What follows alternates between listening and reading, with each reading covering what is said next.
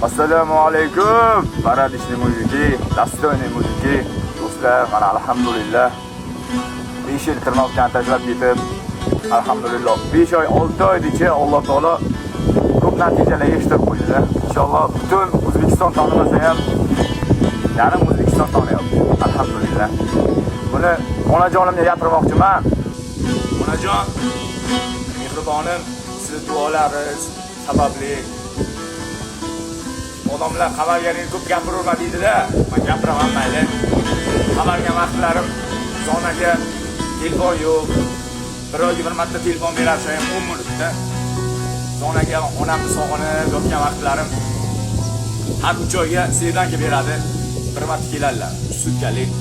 Onam kelgan vaqtlari onamni yoniga chiqardimda zonaga endi 1,5-2 ming odam Strogiy zonaga o'tganman. 25 yil, 30 yildan beri o'tganlar bor. Shu vaqtda hamma narsani siqib, bosim bilan o'ylanib o'tgan vaqtlarim. Onam kelgan vaqtlari, onamni oyog'iga shunday qo'yib, yoshlik payti onam kallasini silab, bolani alla aytadiki, oyoqlarini ostilariga kallamni qo'ygan vaqtlarim. Bolam, o'ylama, inshaalloh hammasi yaxshi bo'lib ketadi deb onam menga motivatsiya berib, otam menga motivatsiya berib, onamni oyoqlariga kallamni qo'ygan paytlarim hamma tashvishlar-yu, zonadagi qiyinchiliklar-yu, hammasi o'tib ketardi-da.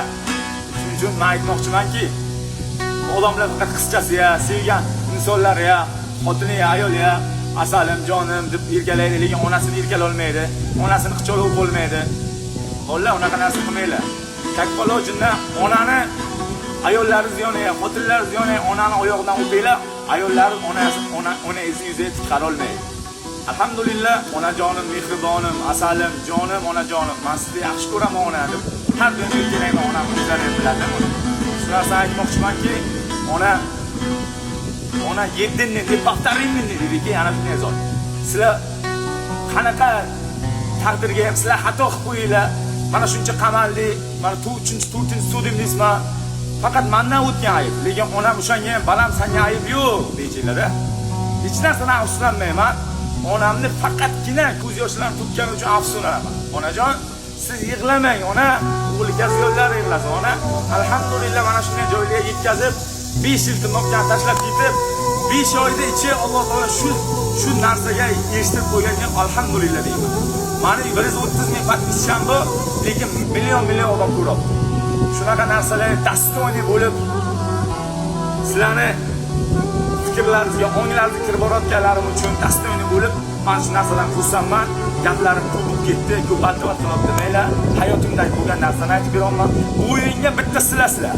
Xuddi o'yindagi kabi, hayot ham bu o'yin. Yo yutqazasizlar, yo yutasizlar.